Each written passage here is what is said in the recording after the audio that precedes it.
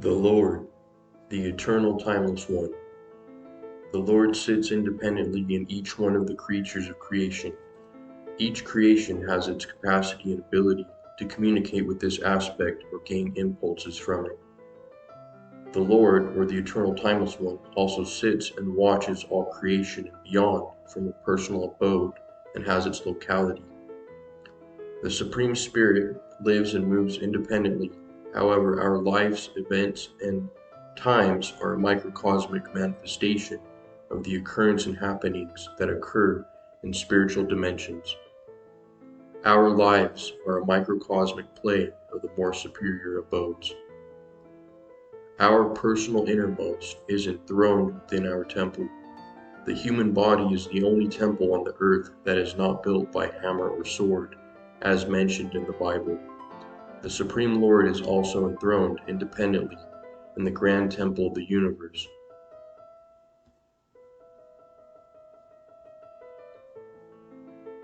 We all have our internal witness inside, within, that is completely outside nature's material modes.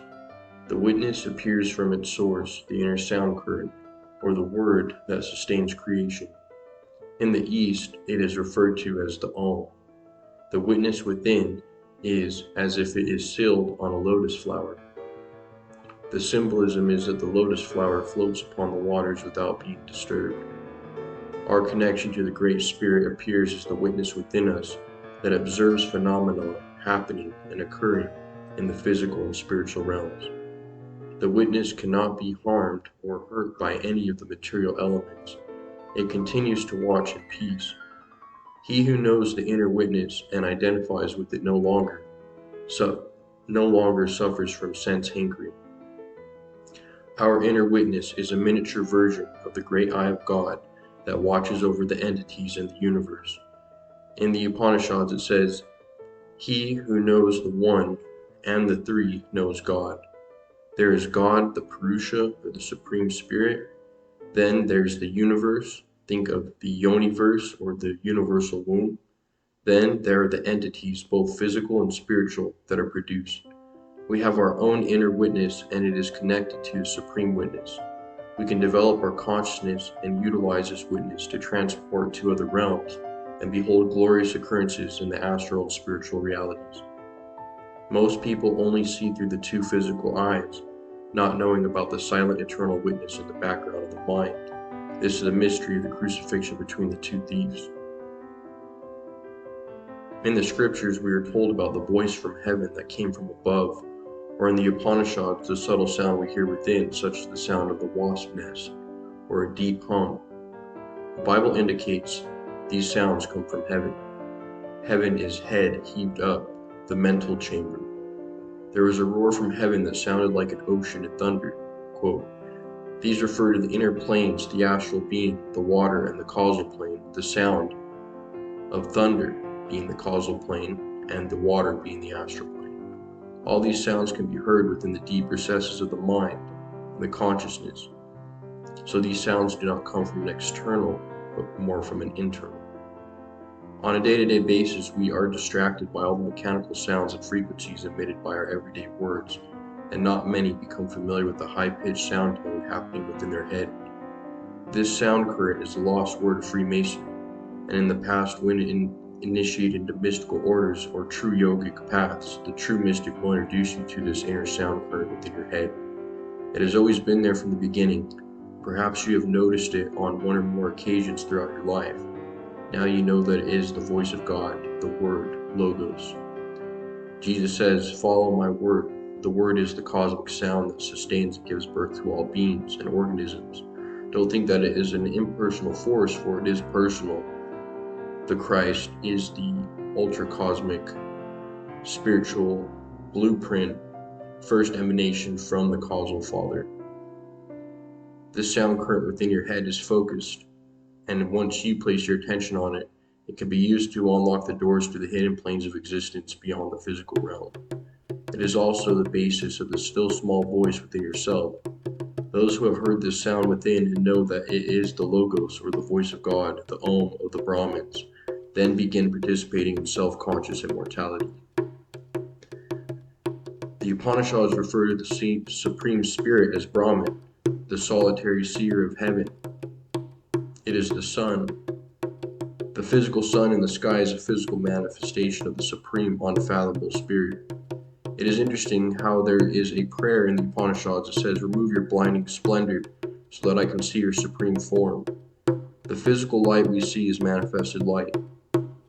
The one who produced the light is unseen with physical eyes, but can only be seen with the eyes of the Spirit. In this world, we are blinded by the physical light. It is the product and power of the unlimited nature of deity. The Upanishads talk about knowing Brahman, the universe, and the souls that dwell within it. If we syncretize this with the Western conceptions of the Creator, we will see the infinite relationship the Great Spirit has with its universal dwelling, and the souls that dwell within it. The Supreme Spirit is within everyone's heart, but simultaneously transcends all souls and the universe, and is the solitary seer, the infinite one, or the immortal one. God is outside of creation, but his Spirit flows within everything that is in creation. God is all, but not all are in God. The physical realm is a womb, mother is matter. In the material realm, which is updated by the Spirit of God and produces Christ, or the children, which are the souls, the entities. Remember, we talked about the 1, the 2, and the 3. There's the solitary seer in heaven, the souls, and the universe. So you have these three in one. And these entities that descend into the physical realm essentially die in spirit. That's manifesting here in the physical world, and they are resurrecting after this physical life is over or this test is over. So in the Upanishads it states that the soul goes from the physical realm to the land of dreams and dwells with the ancestors of those who have died before its physical incarnation is over. The soul experiences all of these separate dimensions as compartments. The sage or seer awakens to these realities and becomes aware while occupying them. The waking state, the land of dreams, and the great spirit beyond. You have a part of your soul or spirit that is untouched by matter, and it dwells within the spiritual dimensions. It then manifests a personality or a prototype in the astral, which then manifests in the physical form. There never was a time when Christ or the Supreme Lord did not exist. He is an eternal being who is the basis of all creation. The story of Christ captures the higher truth, and the story of Jesus, who is the embodiment of the law of God and life and wisdom, fully realized. There is much speculation as to whether Jesus was a prophet or a son of God. Some say equal to Moses, some say God. Jesus, Allah, Jehovah, and Krishna are eternal, universal, and applicable to all people in all situations and in all times. The story, as any story, is about the being, the Christ who dwells within man. Your body is the temple of the living God. Within the body is found God the Father. Christ is produced as the word or verb, or the first manifestation of God. Jesus is the manifestation of life and beauty, and is the reason why humans manifest as beauty and wisdom in various degrees. We are all cut from the same holy cloth, and that cloth is a universal Christ. The Bible speaks of. The story can be perfectly charted out astrologically, and as the ancients knew, the body was a microcosm of the macrocosm, and the celestial script would play out in the body and the human psyche. Just like Origen, a past philosopher, interpreted, the Bible must be read body, mind, and soul. It must be read from a spiritual perspective, a mental perspective. When you enter into acknowledgement of these three aspects of interpretation, then you can move on to the additional four. Now, historical places are seen for what they are named after. Various parts of the human body in scriptures are named after astronomical phenomenon, as above, so below, aka the holy science. Christ is the word and verb, the pure compassion of God, a personal being that transcends history. He is to be realized deep within us, within our hearts. We do what Christ did, and better, and become whole once again by following the way. He pointed to the way or a method to realize who we are and how to treat ourselves and others concerning who we are in heritage, which would be in the first cause of God. These are the inherited qualities that we receive from the Supreme Father of wisdom and love. In ancient Christianity, the Holy Mother Mary was revered as God or a saint and not just a figure of history.